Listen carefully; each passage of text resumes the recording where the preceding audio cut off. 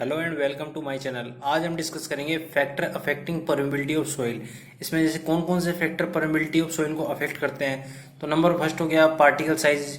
Particle size कैसे affect करता है, वोइड रेशियो कैसे अफेक्ट करता है, प्रॉपर्टीज ऑफ पोर फ्लूइड कैसे अफेक्ट करता है, शेप ऑफ पार्टिकल कैसे अफेक्ट करता है, स्ट्रक्चर ऑफ सोइल मास कैसे इफेक्ट करता है, डिग्री ऑफ सैचुरेशन कैसे इफेक्ट करता है, adsorbed water, entrapped air and organic impurities in water, temperature, stratification of soil, ये सब कैसे अफेक्ट करते हैं परमेबिलिटी ऑफ सोइल को। ये सारी चीजें हम देखेंगे। ठीक है, तो मैंने एक ही लाइन में सारे को सम अप कर दिया है। जैसे पार्टिकल ऑफ साइज है, पार्टिकल ऑफ साइज D10 है, तो वो डायरेक्टली प्रोपोर्शनल होता है किसके, कोफिशिएंट ऑफ परमेबिलिटी के। ठीक है, वोइड रेशियो है, void ratio also directly proportional to the coefficient of permeability. अब गामा डब्ल्यू और म्यू है, ये डायनेमिक विस्कोसिटी है, जो जो फ्लूइड की प्रॉपर्टीज है। अब ये म्यू है, म्यू तो इनवर्सली प्रोपोर्शनल होता है। ठीक है, अब के क्या है, मतलब कोजनी-कारमान्स इक्वेशन है, तो उसमें जो कांस्टेंट है वो के है। वो एस क्या है, स्पेसिफिक सरफेस एरिया है, वो इनवर्सली प्रोपोर्शनल होता है। टी क्या है, टोर्टियोसिटी है, ये इनवर्सली प्रोपोर्शनल होती है। ये सारी चीजें भी आगे अपन लेक्चर में पूरे डिटेल में डिस्कस करेंगे कि होती क्या है। एक बार ओवरव्यू दे रहा हूं कि मतलब ये चीजें क्या क्या है। ठीक है, ए क्या है, ए देखना डिग्री ऑफ सैचुरेशन है। अब जैसे मान लो कि एक सोइल सैंपल है, सोइल सैंपल पूरा सैचुरेटेड है, तो उसमें अगर अपन वाटर पास कराएंगे तो आराम से वाटर पास हो जाएगा। लेकिन अगर मान लो वो सैचुरेशन मतलब वाटर से पूरा फिलअप नहीं है, उसके वॉइड से जो पूरे वाटर से फिलअप नहीं है, वो उसमें एयर भी प्रेजेंट है, तो उसको एयर को रिमूव करने के लिए टाइम लगेगा और फिर वो वॉइड से पास होएगा। अब बी पे आ रहा है एंट्रैप्ड गैसेज। अगर मान लो वॉइड्स में एंट्रैप्ड गैसेज है तो वो इनवर्सली प्रोपोर्शनल होगा। अगर मान लो पहले जैसे सैचुरेटेड था तो आसानी से फ्लो रहा था, लेकिन उसकी जगह वॉइड्स में गैस प्रेजेंट हो गई तो वो आसानी से फ्लो नहीं होगा। अब सी क्या कह रहा है, इम्प्योरिटीज। अब जैसे वाटर फ्लो करा रहे हैं, वाटर के साथ इम्प्योरिटीज आ रही है, जैसे वाटर के साथ सैंड आ गई, तो वो अगर वॉइड्स में अपनी जगह घेर लेगी तो जो वाटर होगा वो आसानी से फ्लो नहीं हो पाएगा। तो ये इनवर्सली प्रोपोर्शनल होती है कोफिशिएंट ऑफ परमेबिलिटी के, तो परमेबिलिटी डिक्रीज कर देगी ये। अब एडजॉर्ब्ड वाटर, अगर जो सोइल सॉलिड्स होते हैं उनकी सरफेस पे अगर वाटर है तो वो भी वॉइड्स की जो स्पेस होगा उसको कम कर देगा, तो जो कोफिशिएंट ऑफ परमेबिलिटी होगी वो डिक्रीज हो जाएगी, तो ये इनवर्सली प्रोपोर्शनल होता है। ठीक है, तो अब देखते हैं, देखो determination of coefficient of permeability. जो लेबोरेटरी मेथड है वो नेक्स्ट वीडियो में अपन पूरी डिटेल में डिस्कस करेंगे। इस वीडियो में अपन डिस्कस करने वाले हैं इनडायरेक्ट मेथड्स। ठीक है, तो जिसके अंदर ये फैक्टर्स भी सारे आ जाएंगे। अब जैसे फील्ड मेथड है, फील्ड मेथड अपन डिस्कस करेंगे, वेल हाइड्रोलिक्स वाला पोर्शन आएगा उसमें डिस्कस कर लेंगे, और हाइड्रोलॉजी और इरिगेशन दोनों में डिस्कस कर लेंगे अपन। ठीक है, तो अब देखते हैं इनडायरेक्ट मेथड। पहला कौन सा है, एलन हेजन इक्वेशन। ठीक है, अभी आ गई एलन हेजन इक्वेशन। ये क्या है, कोफिशिएंट ऑफ परमेबिलिटी। के क्या है, coefficient of permeability is equal to C. C क्या है, कांस्टेंट। D10 क्या है, effective size of soil solids particle. ठीक है, तो ये मैंने पहले बता दिया आपको कि जो सोइल सॉलिड्स पार्टिकल है उनके डायरेक्टली प्रोपोर्शनल होता है क्या, कोफिशिएंट ऑफ परमेबिलिटी। अगर पार्टिकल साइज बढ़ा रहे हैं तो कोफिशिएंट ऑफ परमेबिलिटी भी बढ़ेंगे। कैसे, जैसे वो होती है फाइन ग्रेन सॉइल होती है, उसमें क्या होता है, वॉइड्स जो होते हैं वो होते तो बहुत ज्यादा है बट इंटरकनेक्टेड नहीं होते। अब जैसे मान लो आपकी ग्रेवल है, ग्रेवल में क्या है, सॉइल जो वॉइड होते हैं वो होते तो कम है, लेकिन वॉइड जो होते हैं वो बड़े होते हैं और इंटरकनेक्टेड होते हैं। अगर साइज बड़े कर रहे हैं तो इससे फिर क्या होगा, उससे परमेबिलिटी बढ़ जाएगी। तो क्या कर रहे हैं, effective size of soil solid particle increases, then coefficient of permeability is also increases. ठीक है, तो अब जैसे अपन ने कर दिया, तो वॉइड ये यही कह रहा है कि ये पार्टिकल साइज को बढ़ा रहे हैं तो वॉइड्स क्या होगा, डिक्रीज हो जाएगा, but interconnecting between voids are increase. Gravel वाली कंडीशन बता रहा है। और इसको पार्टिकल साइज सेंटीमीटर में अगर ले रहे हो तो कांस्टेंट कितना हो जाएगा, 100 से 150 के बीच में लाई करेगा। अब आता है नंबर सेकंड पे, लाउडन्स इक्वेशन।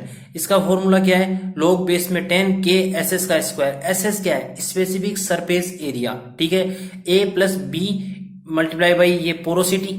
ठीक है, और A और B की वैल्यू मतलब गिवन है कि 1.3 और 5.1 होती है। अब इसमें और अपन जानते हैं कि नीटा क्या होता है, पोरोसिटी होती है। अब SS क्या है, specific surface area increases, then coefficient of permeability decreases. अब जैसे ये कैसे होता है, पहले एक बार ये डायग्राम देखो। अब तो एक तरफ मैंने ले लिया ग्रेवल, एक तरफ मैंने मान लो कि कोई सोइल सैंपल ले लिया, सीमेंट ले लिया, कुछ भी फाइन सैंड ले ली, कुछ भी ले लिया। ठीक है, तो अब ग्रेवल में तो क्या है, जो वॉइड्स है वो है तो बहुत कम। ठीक है, ध्यान समझना, ग्रेवल में वॉइड्स बहुत कम है कंपेरेटिवली फाइन सैंड। ठीक है, अब फाइन सैंड में वॉइड बहुत ज्यादा है, बट जो ग्रेवल वाले वॉइड्स हैं वो आपस में इंटरकनेक्टेड है, तो इसमें से ग्रेवल में से पानी अगर अपन फ्लो कराएंगे तो आसानी से फ्लो हो जाएगा। बट इसी में आए फाइन सैंड वाली कंडीशन में आए तो इसमें अगर पानी फ्लो कराएंगे तो वो जिगजैग वाली शेप में फ्लो होगा। अब जैसे मैं बताऊंगा आपको आगे कि जिगजैग शेप में कैसे, पहले आसानी से फ्लो नहीं होगा क्योंकि वो जो वॉइड्स है तो बहुत ज्यादा, बट इंटरकनेक्ट नहीं है एक दूसरे से, इस कारण से। ठीक है, तो अब ये समझ गए कि अब जैसे ये हो गया तो स्पेसिफिक सरफेस एरिया है। अब स्पेसिफिक सरफेस एरिया कैसे, जैसे ये ग्रेवल वाले तो सरफेस एरिया देखो कितना, जैसे मान लो 5 किलो के हैं दोनों, तो 5 किलो ये तो कितने में आ गया, और इसका स्पेसिफिक सरफेस एरिया कितना हो गया, तो ये जो फाइन वाला होगा उसके स्पेसिफिक सरफेस एरिया बहुत ज्यादा होगा। अगर स्पेसिफिक सरफेस एरिया बहुत ज्यादा है तो कोफिशिएंट ऑफ परमेबिलिटी अपन देख रहे क्या है, वो कम होएगी। और अगर ये कम है स्पेसिफिक सरफेस एरिया जैसे ग्रेवल में कम है तो कोफिशिएंट ऑफ परमेबिलिटी क्या होएगी, देख लो ज्यादा होएगी। कोरस ग्रेन में तो ज्यादा होएगी कोफिशिएंट ऑफ परमेबिलिटी, और फाइन ग्रेन में क्या होएगी, कोफिशिएंट ऑफ परमेबिलिटी कम होएगी। ठीक है, समझ गए। अब आते हैं नेक्स्ट, कोज़निक-कारमान्स इक्वेशन। ये क्या कह रही है कि अपन जानते हैं कोफिशिएंट ऑफ परमेबिलिटी है। अब के क्या है, ये कोज़निक-कारमान्स कांस्टेंट। ठीक है, और गामा डब्ल्यू और म्यू क्या है, ये फ्लूइड की प्रॉपर्टीज है।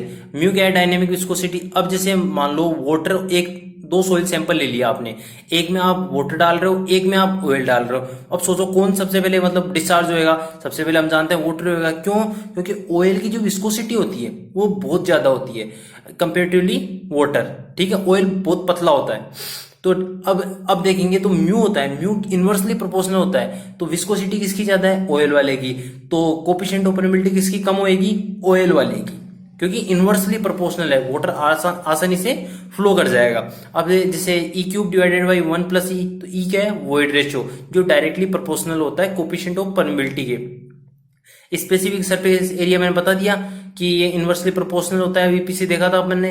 अब टी क्या है, टी इंपोर्टेंट होता है यहाँ पे, टोर्टियोसिटी। टोर्टियोसिटी क्या होती है, देखो if water flows in zigzag shape. Zigzag shape कैसे होगी, जैसे क्ले में वाटर डाल रहे हैं पास कराने के लिए, तो वो डायरेक्ट मतलब नहीं आ जाएगा। ग्रेवल में तो क्या है, वॉइड्स जो होते हैं इंटरकनेक्टेड होते हैं, तो जो वाटर होता है उसको आसानी से बाहर निकाल देंगे। बट जो क्ले होती है उसमें वॉइड तो बहुत ज्यादा होते हैं बट इंटरकनेक्टेड नहीं होते हैं, तो पानी को आसानी से बाहर नहीं निकाल सकते, तो वो जिगजैग शेप में बाहर आएगा। So in the fine grained soil because of tortuosity we have less permeability. अब समझ गए टोर्टियोसिटी क्या होती है। But in coarse grain soil because of less tortuosity, उसमें तो लेस टोर्टियोसिटी होगी तो हाई परमेबिलिटी हो जाएगी, क्योंकि उसमें वॉइड है जो इंटरकनेक्टेड है, तो जिगजैग शेप में तो वाटर फ्लो होएगा नहीं, वो वाटर सीधा आ जाएगा। अब मैंने बता दिया आपको, void ratio is directly proportional to the coefficient of permeability, और स्पेसिफिक एरिया जो इनवर्सली प्रोपोर्शनल होता है कोफिशिएंट ऑफ परमेबिलिटी के। ठीक है, ये अपन ने पहले ही देख लिया। अब देखते हैं जैसे ये दो इक्वेशन हो रहे हैं, कंसोलिडेशन इक्वेशन। ये कंसोलिडेशन वाले चैप्टर में अपन पूरी डिस्कस करेंगे डिटेल में से। तो एक बार फॉर्मूला देख लेते हैं अपन। के क्या है, कोफिशिएंट ऑफ परमेबिलिटी। सी भी क्या है, कोफिशिएंट ऑफ कंसोलिडेशन। ठीक है, एम भी क्या है, कोफिशिएंट ऑफ वॉल्यूम कंप्रेसिबिलिटी, और गामा डब्ल्यू जानते हैं यूनिट वेट ऑफ वाटर। ऐसे टर्जा की इक्वेशन है, टर्जा की ने इक्वेशन क्या दी थी, coefficient of permeability is equal to 200 into e square into D e का स्क्वायर, और इसकी यूनिट है सेंटीमीटर पर सेकेंड। डी तो हो गया इफेक्टिव साइज ऑफ स्पेयर, और इसमें क्या होता है, specific surface area of sphere और जो पार्टिकल का होगा, जो दोनों इक्वल है। ठीक है, तो इसने एक और फॉर्मूला दिया, 6 divided by D is equal to specific surface area divided by volume of particle. ये टर्जागी जी ने इक्वेशन दी थी। ठीक है, अब देखते हैं स्ट्रक्चर ऑफ सोइल मास। ये एक बार ध्यान से समझना, इसमें दो पोर्शन होते हैं, एक तो फ्लो पैरेलल हो रहा है और दूसरा क्या हो रहा है, परपेंडिकुलर हो रहा है। अब जैसे इसमें मैंने एक सोइल सैंपल ले लिया, ठीक है, इसमें 3 लेयर है। अब सोइल होमोजीनियस आइसोट्रोपिक ये तो हो नहीं सकती, तो अब 3 लेयर ले ली, तो उसमें अपन ने फ्लो करा रहे हैं, पैरेलल फ्लो करा रहे हैं। ये हॉरिजॉन्टल नहीं है, पैरेलल है, ये ध्यान रखना, इसको हॉरिजॉन्टल बोलने की गलती मत करना। ठीक है, तो एक अपन ने ऊपर वाटर हेड ले लिया, तो अब जैसे इसमें से जैसे पानी कहाँ फ्लो होगा, अपर हेड टू लोअर हेड की तरफ। ठीक है, तो आप समझ रहे हो कि आप left hand to right hand की तरफ वाटर फ्लो कर रहा है। तो अपन जो ये 3 लेयर है, इनकी हाइट मान ली अपन ने Z1, Z2 एंड Z3। तो अपन ये मान सकते हैं कि coefficient of permeability K1, K2 and K3 होगी। अब क्या है, इनमें हेड डिफरेंस डेल एच है और लेंथ ऑफ फ्लो पाथ तीनों का सेम है, L है। तो इन अपन ये कह सकते हैं आराम से कि जो हाइड्रोलिक ग्रेडियंट आई होगा वो तीनों के लिए सेम होएगा। क्यों होएगा? क्योंकि हेड डिफरेंस सेम है और जो लेंथ ऑफ फ्लो पाथ है कैपिटल एल वो सेम है, तो del H divided by L, तो आई तीनों के लिए सेम रहेगा। अब अगर जैसे अपर हेड पे अपन क्यों डिस्चार्ज मतलब डिस्चार्ज प्रोवाइड करा रहे हैं, तो तीनों में क्या हो जाएगा, तीनों में वो बढ़ जाएगा। एक में मान लेते हैं Q1 है, एक में मान लेते हैं Q2 है, एक में मान लेते हैं Q3 है। तो हम ये कह सकते हैं Q is equal to Q1 plus Q2 plus Q3। ठीक है, अब डिस्चार्ज का फॉर्मूला अपन जानते हैं, एरिया मल्टीप्लाई बाई वेलोसिटी। तो अपन Q1 के लिए लिख सकते हैं A1 V1 A2 V2 A3 V3। अब एरिया इंटू वेलोसिटी। ठीक है, वेलोसिटी का तो अपन डार्सीज लॉ से जानते हैं, K इंटू आई होता है, V बराबर KI। तो K मान लेते हैं, इसका टोटल का K इक्वलेंट मान लिया और I ऐसे कैसे रख दिया। ठीक है, अब एरिया कैसे निकाले, फर्स्ट वाले जो लेयर है उसका एरिया कैसे निकालेंगे। हाइट तो पता है अपने को कि मान लो कि Z होएगी और उसका यूनिट विड्थ मान रहे हैं, ये ध्यान रखना, यूनिट विड्थ मान रहे हैं। तो अपन जो A है वो तो टोटल का है, तो इसकी टोटल की हाइट कितनी मान लेते हैं, Z1 plus Z2 plus Z3। ये मैंने लिखा नहीं है, ये Z1 plus Z2 plus Z3, इन तीनों का जो सम है वो Z है। तो Z को मैंने यूनिट विड्थ 1 से मल्टीप्लाई कर दिया, ये हो गया इसका एरिया। A1 का निकालेंगे तो Z1 इंटू 1, A2 का निकालेंगे तो Z2 इंटू 1, A3 का निकालेंगे तो Z3 इंटू 1। ठीक है, और बाकी जैसे K1 इंटू आई ये कैसे आए समझ गए होंगे कि डार्सीज लॉ से अपन ने सारा लिख दिया। अब K इक्विवेलेंट यहाँ से आराम से निकाल सकते हैं, आई तो सब में कॉमन आके कट गया। ठीक है, तो अब यहाँ पे बचेगा क्या, नीचे तो चला जाएगा Z को हम क्या लिख सकते हैं, Z1 plus Z2 plus Z3। ये नीचे जो यहाँ से Z जाएगा उसको लिख देंगे अपन Z1 plus Z2 plus Z3। ऊपर क्या बचाएगा, K1 Z1 plus K2 Z2 plus K3 Z3। तो इसको ऐसे लिख सकते हैं, summation of KI to ZI divided by summation of ZI। ठीक है, तो इसकी यूनिट क्या होगी, सेंटीमीटर सेकंड लिख सकते हैं और मीटर पर सेकंड। अब ये मत कर देना कि ZI को ZI से काट दें, ठीक है, ये गलती मत कर देना। अब देखते हैं next, when water flows normal to the number of layers. ठीक है, अब ये नॉर्मली फ्लो कर रहा है, तो अपन वही 3 लेयर मान लिए अपन ने, उनकी हाइट मान ली Z1 Z2 Z3 और टोटल को वही Z मान लिया अपन ने, सोइल फर्स्ट सेकंड 3। और ठीक है, तो उसमें कोफिशिएंट ऑफ परमिबिलिटी अपन ने मान ली K1 K2 K3। अब क्या होता है, जैसे हेड पहले तो क्या था, तीनों पैरेलल था, तो हेड जो था वो तीनों का सेम था। बट अभी इसमें क्या है, जो हेड डिफरेंस सोइल फर्स्ट के लिए अलग होगा, सोइल सेकंड के लिए अलग होगा, सोइल थर्ड के लिए अलग होगा। तो हेड अपन ने मान लिया सोइल फर्स्ट के लिए डेल H1, सोइल सेकंड के लिए डेल H2, सोइल थर्ड के लिए डेल H3।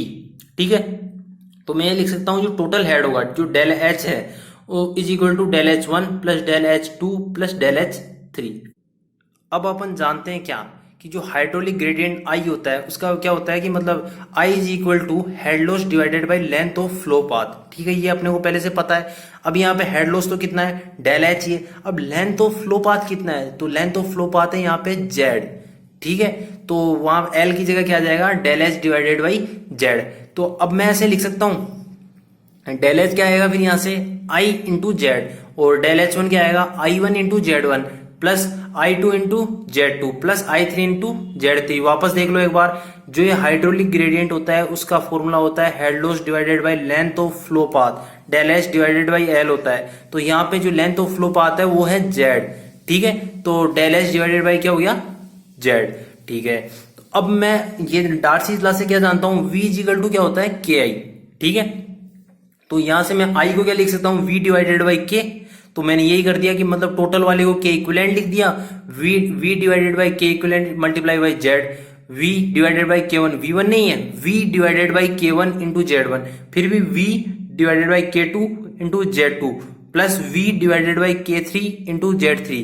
इसमें क्या होगा, जो वेलोसिटी होगी वो पूरी सोइल में सेम रहेगी, ये ध्यान रखना। ठीक है, तो अब V तो सेम है तो सारी मतलब कट जाएगी कॉमन आगे।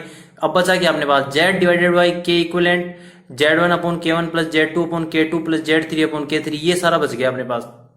अपने को निकालना क्या है, K इक्विवेलेंट। K इक्विवेलेंट चाहिए अपने को, तो K इक्विवेलेंट कैसे आएगा, K इक्विवेलेंट को तो ऊपर ले जाओ, और जो है Z1 divided by K1 plus Z2 divided by K2 plus Z3 divided by K3, इसको Z के नीचे ले आओ, ले आए तो K इक्विवेलेंट बराबर क्या लिख सकते हैं अपन, Z divided by Z1 divided by K1 plus Z2 divided by K2 plus Z3 divided by K3। ठीक है, ये लिख दिया।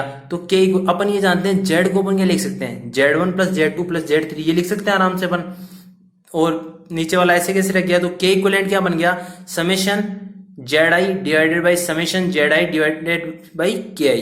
ठीक है, तो आज अपन ने देख लिया कि ये सारा जो भी इनडायरेक्ट मेथड्स हैं वो सारे देख लिए, और जो फैक्टर्स कौन कौन से कैसे कैसे अफेक्ट करते हैं परमिबिलिटी को, ये सारा हमने समझ लिया है। अगले वीडियो में हम देखेंगे कि laboratory methods coefficient of permeability को निकालने के लिए कौन कौन से लेबोरेटरी मेथड्स होते हैं, उनको डिटेल में डिस्कस करेंगे। ठीक है, thanks for watching this video.